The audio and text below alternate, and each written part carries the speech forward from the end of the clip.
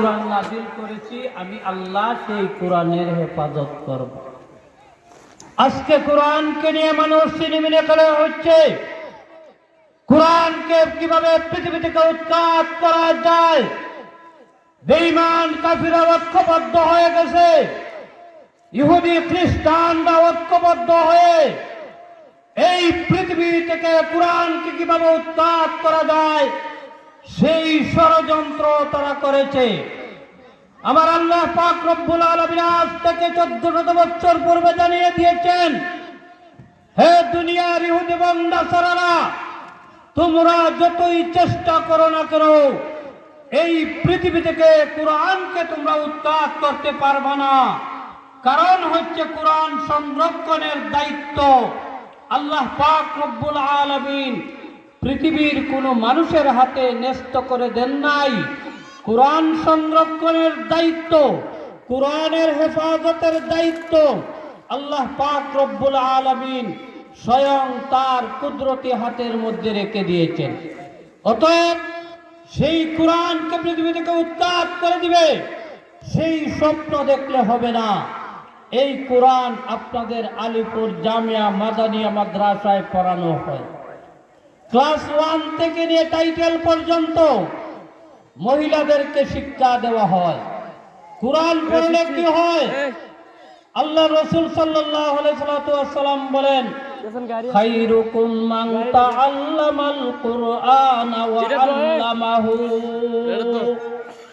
তোমাদের মধ্যে সেই ব্যক্তি হবে উত্তম যে নিজে কোরআন পড়ে এবং অন্যদেরকে কোরআন শিক্ষা দান করে।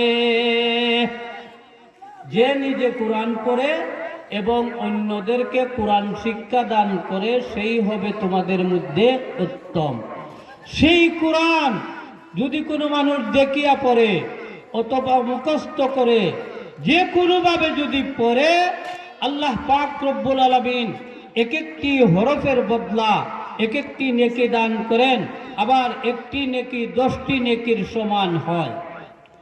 আজকে যারা বলে কোরআন না বুঝিয়া পড়লে কোনো সওয়াব হবে না, তাদের দৃষ্টি আকর্ষণ করে বলতে চাই, আল্লাহ রাসূল সাল্লাল্লাহু আলাইহি ওয়াসাল্লাম হাদিসের মধ্যে উল্লেখ করেছেন, মান কারা হারফাম মিন কিতাবিল্লাহ ফালাহু হাসানা ওয়াল হাসানাতু বিআশরি আমসালিহা লা আকুলু আলিফ লাম মিম হারফ বাল আলিফুন হরফুন ওয়া লামুন হরফ ওয়া মিমুন হরফ। আল্লাহ রাসূল সাল্লাল্লাহু আলাইহি ওয়াসাল্লাম বলেন, কোন মানুষ যদি কোরআনের একটি হরফ তেলাওয়াত করে এক একটা নেকি হয়, এক একটা নেকি 10টি নেকির সমান হয়। রাসূল বলেন, আমি একথা বলি নাই যে আলিফ লাম মিম একটি হরফ, বরং আলিফ একটি হরফ, লাম একটি হরফ, মিম একটি হরফ। অতএব তোমাদের মধ্যে যে বা যারা শুধুমাত্র আলিফ লাম মিম তেলাওয়াত করবে, আল্লাহ পাক রব্বুল আলামিন তার আমলনামার মধ্যে 30টি নেকি দান করবেন। তাহলে কোরআন বুঝিয়া পড়লেও নেকি, না বুঝিয়া পড়লেও নেকি। আজকে সাতপন্থী যারা, তারা বলে কোরআন না বুঝিয়া পড়লে কোনো নেকি হবে না। আমি তাদেরকে দৃষ্টি আকর্ষণ করে বলতে চাই, এই সমস্ত ভ্রান্ত মতবাদ মুসলমানদের মধ্যে চালিয়ে দিবেন না। কারণ কোরআন দেখিয়া পড়লেও নেকি হয়, না দেখিয়া পড়লেও নেকি হয়। আল্লাহ রাসূল সাল্লাল্লাহু আলাইহি ওয়াসাল্লাম বলেন, মান কারা হারফাম মিন কিতাবিল্লাহ ফালাহু হাসানা ওয়াল হাসানাতু বিআশরি আমসালিহা লা আকুলু আলিফ লাম মিম হারফ বাল আলিফুন হরফুন ওয়া লামুন হরফুন ওয়া মিমুন হরফ। এই হাদিসের মাধ্যমে বোঝা যায় শুধুমাত্র আলিফ লাম মিম তেলাওয়াত করলে 30টি নেকি দান করা হবে। অপর হাদিসে রাসূল বলেন, মান কারা আল কুরআন ফাস্তাযহারাহু ফাআহাল্লা হালালাহু ওয়া হাররামা হারামাহু আদখালাহুল্লাহুল জান্নাহ ওয়া শাফাআহু ফি 'আশরাতিন মিন আহলি বাইতিহি ক্বাদ ওয়াজাবাত লাহুন নার।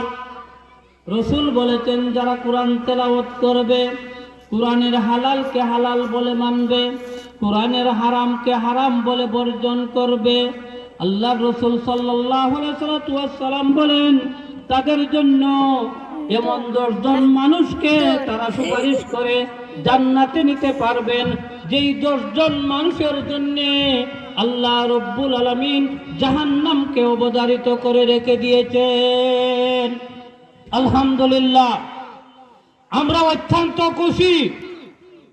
আমাদের খুতবে বাঙ্গাল শেখ একাতিয়ার সাহেবজাদা, সুনামধন্য সাহেবজাদা, বর্তমানে যাকে আমরা শেখ সাহেব হিসাবে চিনি, উনি আমাদের মধ্যে উপস্থিত হয়েছেন।